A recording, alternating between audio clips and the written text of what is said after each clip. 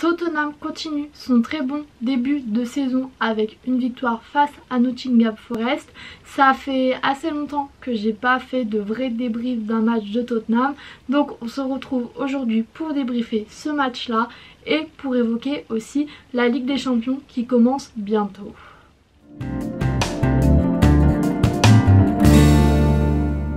Oui, Tottenham a eu la victoire pour ce match face à Nottingham Forest, mais au-delà de la victoire, c'est plus le jeu proposé qui pour moi n'est pas suffisant du tout, surtout le jeu proposé lors de la première période. Parce que c'est vrai que lors de cette première période, on arrive à marquer avec un but qui vient de je ne sais pas trop où, parce que on propose rien du tout. On n'a pas la possession du ballon, on n'arrive pas à faire circuler la balle, on manque cruellement de qualité technique, que ce soit dans les centres, dans les passes, dans la transition de balle, mais on arrive à marquer. Et c'est quelque chose qui est bien parce que c'est important, mais c'est vrai que c'est quelque chose qui me pose problème parce que c'est pas juste ce match là où on oublie comment jouer en première période. On l'a fait face à Wolverhampton, on l'a fait durant tout le match face à Chelsea, et donc ça c'est quelque chose qu'il va falloir améliorer. Mais quelque chose qui est bien à Tottenham et qui est assez régulier sur différentes saisons, c'est le jeu en contre-attaque. C'est notre gros point fort et on voit encore sur ce match là que ça a marché. Avec 2-3 passes on se retrouve à pouvoir marquer, à être en situation de but, donc ça c'est plutôt très bien. C'est quelque chose qui va être utile quand on va jouer contre Manchester City par exemple, un match qui arrive pas dans pas très longtemps. Donc pour moi c'est le gros point positif, s'il y en a un à retenir, de cette première période. Le gros point négatif qu'il y avait surtout pour la première période, c'est que Nottingham Forest jouait en bloc très haut et avec une très grande intensité, un très grand pressing, et ça on n'a pas su le gérer, on n'a pas su gérer cette intensité là, on était très vite dépassé. Et je trouve ça dommage qu'on n'ait pas pu mettre en place un jeu un peu plus sophistiqué, on va dire, parce que on voyait que si on mettait un peu de vitesse, si on faisait passer la balle assez vite, les défenseurs de Nottingham Forest étaient très vite dépassés. Donc je pense que si on avait réussi à concurrencer l'intensité mise par Nottingham Forest, on aurait pu marquer peut-être 1, 2, 3 buts en plus. Et je pense qu'on a les joueurs pour faire ça, je pense qu'on a les joueurs pour jouer rapidement, et donc c'est dommage qu'on n'ait pas pu plus le faire. Maintenant on va évoquer la deuxième période qui avait plutôt mal commencé, parce que j'ai vu une deuxième période qui ressemble à la première, ce qui les derniers matchs, notamment celui à Wolverhampton, était pas tout à fait ça. En deuxième période on avait mieux joué. Là j'ai eu très peur quand on a repris, et puis au final le penalty qui a été raté par Harry Kane nous a réveillés, j'ai l'impression. Après ce penalty raté on a beaucoup mieux joué. On a beaucoup mieux joué dans tous les secteurs, je dirais. Au milieu ça allait très bien. Au milieu pour les récupérations de la balle, pour la diffusion de la balle, j'ai trouvé ça plutôt bien. Même si au milieu de terrain tout n'est pas réglé, je pense qu'il y a un problème peut-être de système qui fait que même si on a deux milieux individuellement très bons, je trouve qu'on se fait quand même un peu surpasser parce qu'on n'est pas assez nombreux au milieu de terrain. Ça c'est un problème de système. Peut-être que passer à un système à 3 avec Bissouma ça pourrait nous aider. Quand Bissouma est rentré il a fait beaucoup de bien. Donc pour moi le milieu de terrain était loin d'être le plus problématique pour ce match là, mais c'est vrai qu'il manque encore un petit quelque chose dans ce milieu de terrain.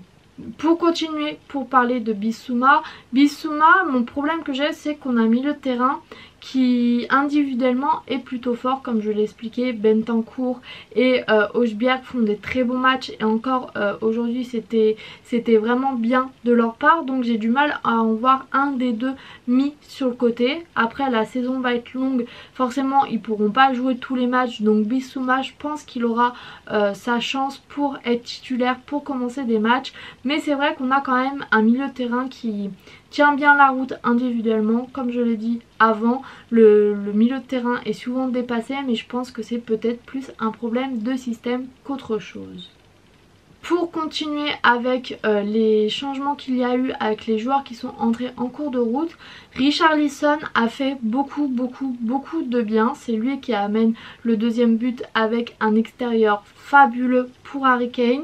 Je trouve que Richarlison il gagne de plus en plus une place de titulaire parce qu'on voit que Son n'est pas forcément dans une très grande forme. Je pense que ça va revenir, mais c'est vrai que j'aimerais bien voir Richarlison avoir plus de minutes de jeu, être peut-être titulaire, parce que je pense qu'il le mérite. De ce qu'on voit pendant les matchs, à chaque fois ses entrées font beaucoup de bien. Donc oui, vraiment j'aimerais le voir jouer au moins une mi-temps entière pour voir ce qu'il vaut vraiment sur la durée, sur un match qui dure longtemps et pas seulement sur 20 minutes. La troisième entrée, la troisième recrue qui est en rentrée, c'est Spence qui a joué à peu près 10-15 minutes on va dire.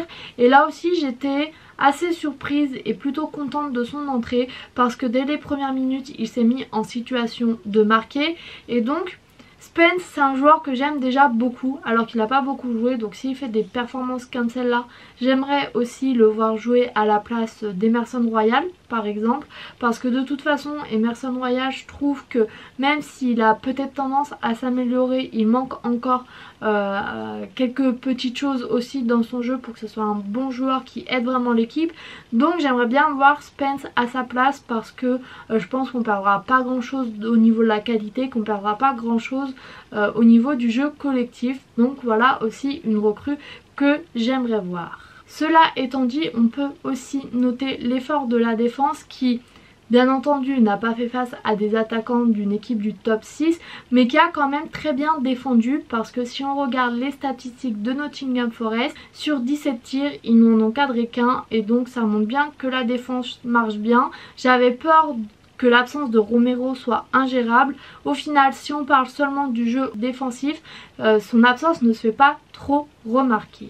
Pour conclure sur ce match là, pour conclure cette vidéo, cette partie de vidéo, au final on arrive à gagner en proposant un jeu très mauvais je trouve. Donc c'est plutôt pas mal parce que ça devient une habitude de voir Tottenham gagner en proposant très peu de jeux et c'est quelque chose qui est bien parce que c'était habituel de voir Tottenham avoir des coups de moins bien, d'avoir des moments où le jeu proposé disparaît pour on ne sait quelle raison. Mais ce qui est nouveau dans ces configurations là, c'est que les saisons d'avant, dans les matchs comme ça, on avait beaucoup de mal à gagner et là ça fait 3 matchs où on propose pas grand chose en jeu et qu'on arrive à gagner. Donc oui, j'espère que le jeu va revenir, j'espère que Antonio Conte va faire travailler les joueurs et il l'a annoncé de toute façon, je sais qu'il va les faire travailler. J'espère qu'on va retrouver un beau jeu très vite, mais je suis contente de voir qu'il y a une espèce de palier qui a été dépassé qui nous permet de gagner même quand on est en difficulté.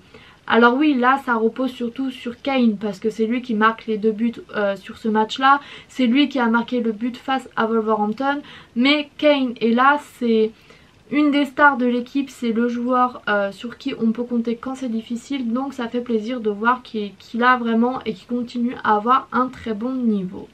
Comme l'a dit Antonio Conte lors de la conférence de presse, et les joueurs l'ont dit aussi après match, on est loin d'être content au club de la manière dont les joueurs jouent, dont l'équipe joue en général. Donc je pense qu'il y a une marge de progression très importante.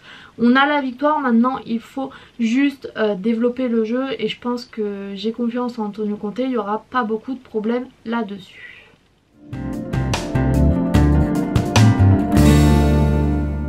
Notre groupe donc de Ligue des Champions a été annoncé en milieu de semaine et pour moi je suis plutôt contente de ce groupe parce que c'est des adversaires qui vont être plutôt abordables pour nous.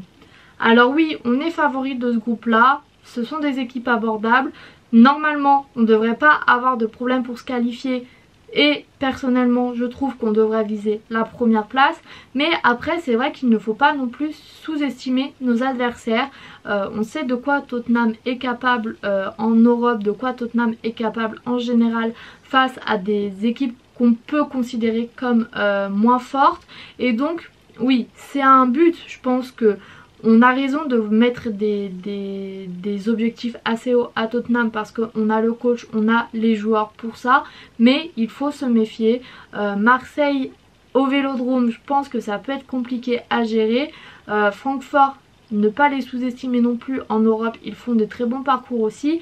Donc Oui, je suis plutôt contente parce qu'on aurait pu tomber avec un groupe où il y avait le Bayern, le Barça, où il y avait l'Inter Milan. On se retrouve avec un groupe qui est plutôt abordable et plutôt à notre niveau. Donc je ne vais pas m'en plaindre. Oui, on devrait viser le meilleur. À voir maintenant ce qu'on fait, à voir comment Antonio Conte gère son effectif, gère ses équipes et gère ses matchs. Pour cette vidéo, je vais m'arrêter là. On se retrouvera pour un débrief du match de Tottenham la semaine prochaine. En attendant, j'espère que cette vidéo vous aura plu. Et quant à moi, je vous dis à bientôt pour une nouvelle et salut!